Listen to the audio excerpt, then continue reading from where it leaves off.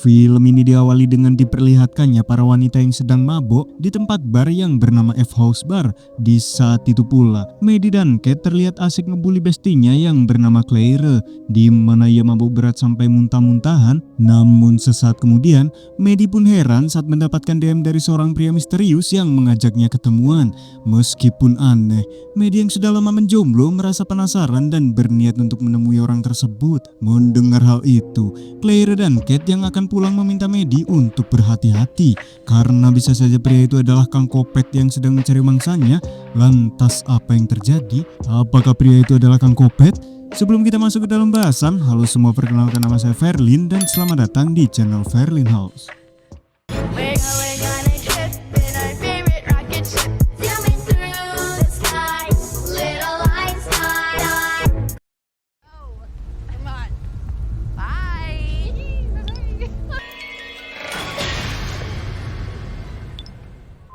Sesampainya di lokasi, Maddie yang bete meminta si sosok misterius itu untuk keluar.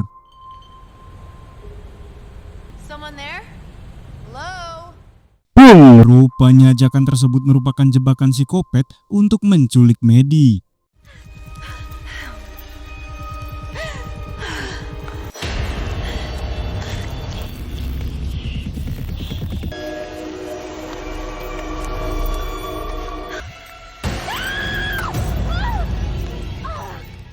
Singkat waktu, Maddie yang baru siuman pun panik saat menyadari dirinya telah tersekap di sebuah ruangan yang terlihat seperti tempat perkopetan. Sungguh naas, niat hati ingin cari jodoh, Maddie yang gile malah dijadikan objek streaming oleh sebuah komunitas misterius.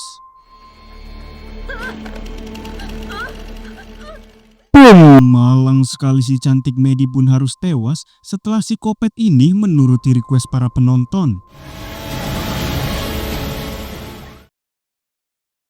Singkat waktu, terlihat warga Seattle digegerkan oleh penemuan mayat Maddie yang seperti bahan mie ayam kerongkongan. Tak cuman itu, tim kepolisian yang melakukan penyidikan banyak menemukan tulang belulang korban yang tidak bisa diidentifikasi. Hingga di tengah viralnya kasus tersebut, detektif pelontos bernama John Sins menghimbau para warganya untuk tenang. Terlebih saat ini tim kepolisian sedang berusaha melakukan penyelidikan. This morning we discovered that we have yet to sort through. What I can tell you is that the Seattle Police Department. Selesai pemakaman, Kate dan Claire terlihat menyampiri kakaknya Maddie yang bernama Ethan untuk mengucapkan belasungkawa atas kematian Maddie. Hingga di tengah-tengah kesedihan, Ethan berkata jika dirinya akan pergi ke apartemen Maddie guna mencari tahu siapa yang telah menghabisi nyawa adiknya.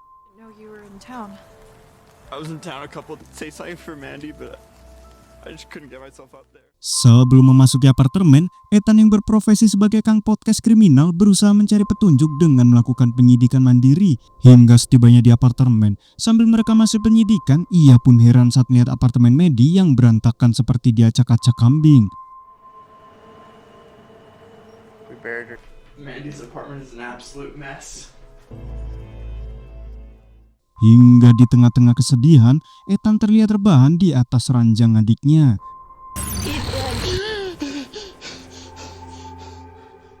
Akibat ketiduran di waktu maghrib, Ethan pun mengalami mimpi buruk. Hingga sesaat kemudian Ethan pun panik saat melihat sesuatu yang aneh di HP-nya.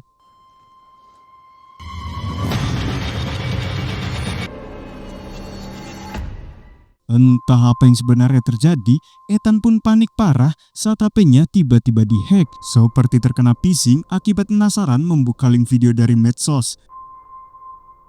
Sesampainya di rumah sambil menunggu si ibu pulang, Ethan yang merasa lapar bergegas untuk menyiapkan makanan.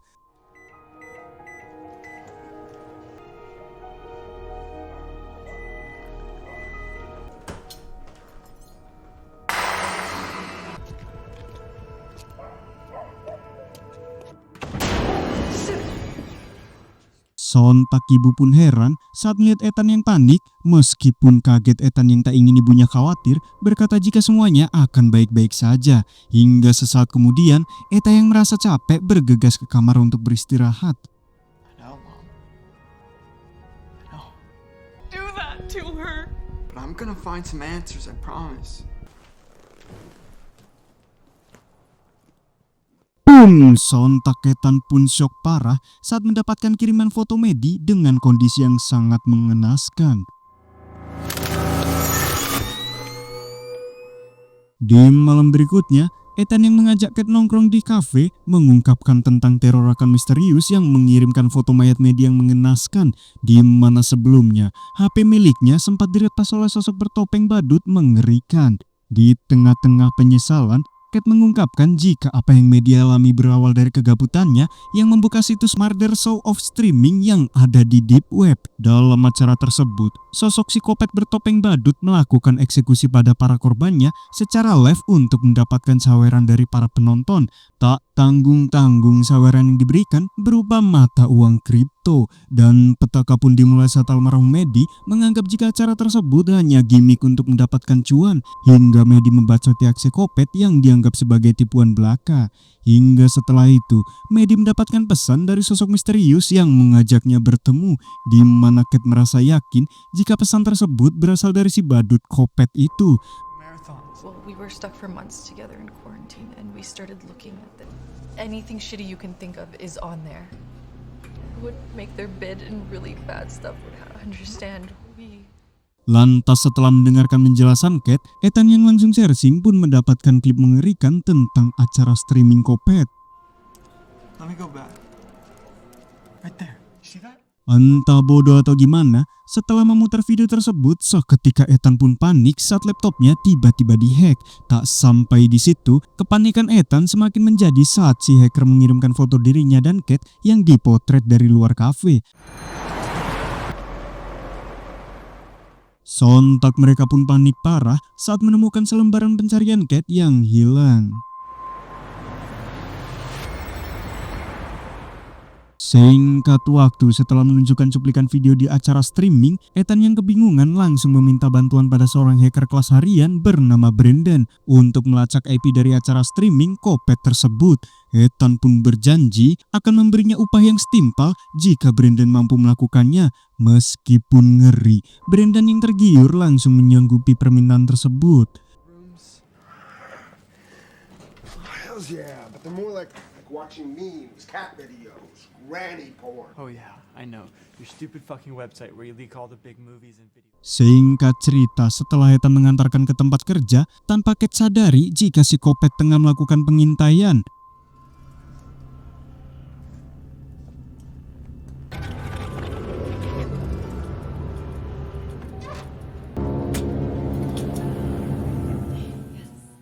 Singkat waktu saat Kate akan mengejar target kerjaan, ia pun mendapatkan pici dari Ethan yang merasa khawatir.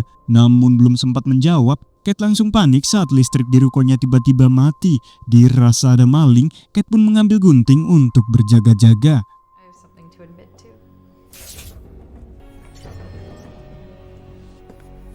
If there is someone... What was that? Melihat sosok misterius, Ethan meminta Kate untuk segera kabur. Okay, I'm not joking. I saw someone behind you. I can hear music box on your head. Oh my god, look.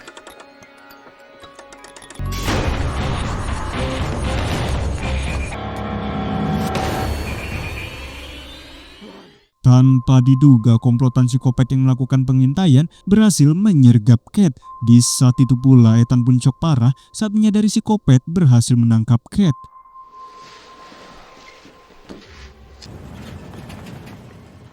Singkat waktu, Kate yang terbangun langsung panik saat menyadari dirinya telah dikurung dalam kandang kucing, dan ternyata Claire pun sudah diculik lebih dulu oleh kelompok misterius itu. Menyadari hal itu seketika membuat Kate semakin panik, di mana Claire diculik sepulang dirinya menghadiri pemakaman Maddie. Hingga sesaat kemudian, Claire pun panik saat melihat psikopat datang dengan membawa suntikan gajah.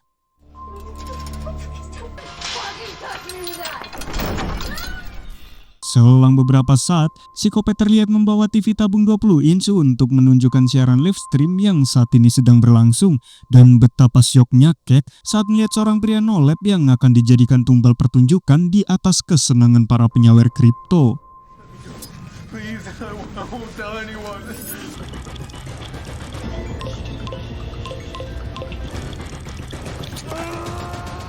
Betapa syoknya Kate saat melihat si Nolet tewas mengenaskan menjadi bahan pertunjukan. Sementara di sisi lain, Ethan yang mendatangi polsek berusaha menunjukkan bukti-bukti dari teror psikopat agar Johnny bisa secepatnya menyelamatkan Kate. Namun belum sempat menunjukkan bukti, seketika Ethan pun panik saat HP-nya kembali dihack oleh psikopat. You alright? Forget about it. I won't bother you with this again. Good night. Menyadari psikopat sudah mengetahui upaya pelacakan yang dilakukan Brendan, Ethan yang merasa Brendan dalam bahaya bergegas untuk menemuinya. Sementara itu, Brendan yang melakukan pelacakan seketika panik saat mendapatkan telepon dari Ethan yang memintanya untuk kabur. Terlebih saat ini psikopat telah mengetahui upaya yang mereka lakukan, namun di saat itu pula Brendan semeringah saat berhasil melacak IP yang psikopat miliki. Lantas sebelum melakukan pelarian, Brendan berusaha mencatat alamat lokasi siaran tersebut. I went to show Detective Saw Chuck the screenshots we had. All that shit was gone. I found the fucking IP address, bro. You did? Oh my.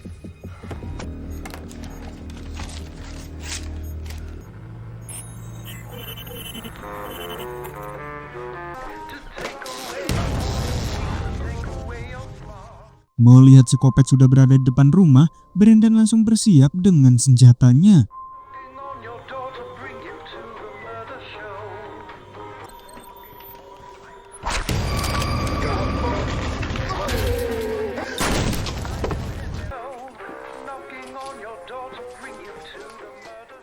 Malang sekali Brendan Shaker harian pun harus tewas di headshot duo kopet badut itu. Singkat waktu sungguh terlambat, Ethan pun syok parah saat melihat Brendan tewas secara mengenaskan.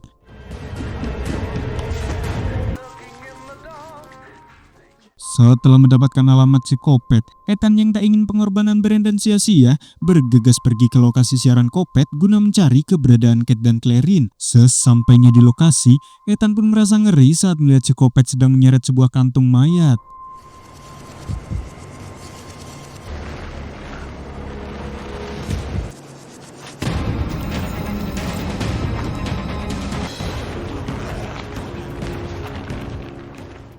Tanpa diduga semuanya itu merupakan gimmick semata agar si kopet berhasil menyergap Ethan menggunakan alat penyetrum belut di sungai.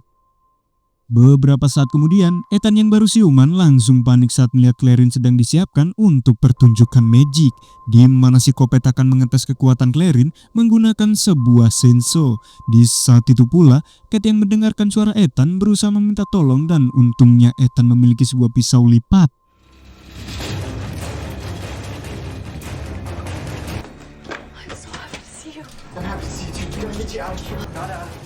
Setelah mendapatkan golok, Ethan mengajak Kate untuk menyelamatkan Clarin. Melihat operator kopet sedang fokus, Ethan meminta Kate untuk berjaga-jaga, sementara ia akan melakukan penyergapan. Namun untung saja Kate masih sempat menyelamatkannya. Di tengah rasa perih, Ethan mengajak Kate untuk melanjutkan pencarian. Sontak Kate pun syok parah saat mendapati Clarin telah tewas dengan kondisi yang sangat mengenaskan. Lalu tiba-tiba, sungguh gile mereka yang terjebak malah dipisahkan oleh si kopet badut.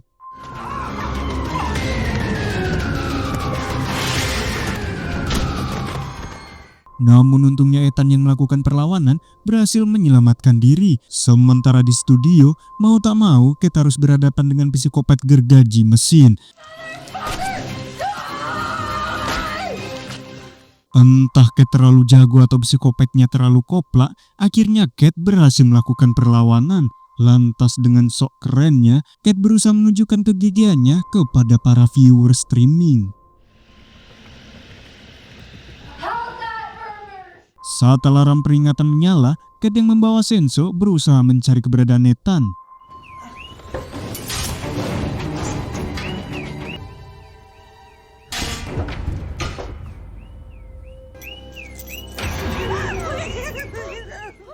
Di tengah situasi terpojok, Kate yang peduli berusaha untuk melakukan perlawanan.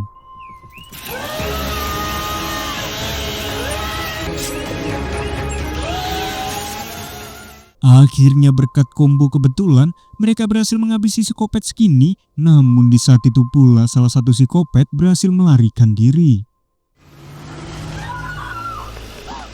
Singkat cerita, 1 tahun setelah insiden tersebut, Ethan yang sukses mengarang buku Kopet terlihat mengadakan festival.